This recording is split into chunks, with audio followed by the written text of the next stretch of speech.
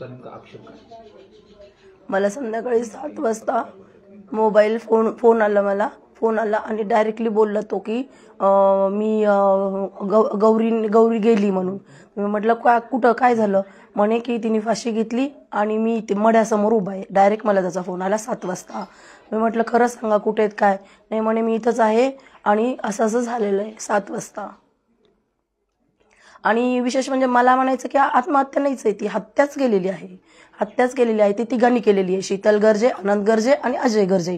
आणि आम्ही नसताना पोरीला हॉस्पिटलमध्ये घेऊन आला. हा एकटा आणू शकत नाहीये. त्याला सोबत कुणी ना कुणी पाहिजे. त्याच्यामुळे ते तिघांनी सोबत घेऊन आले हॉस्पिटलमध्ये.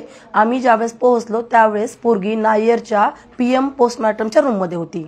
मग हा पळून जायचं कारण नव्हतं ना. यांनी पोरगी पद्दरला सोडली, तिथूनच पळून गेला. सगळे पळून गेले. त्याच्यामुळे ते हत्याच केलेली म्हणूनच पळून गेले ना. कारण दोष नसेल तर लोक घाबरतच नाहीत ना.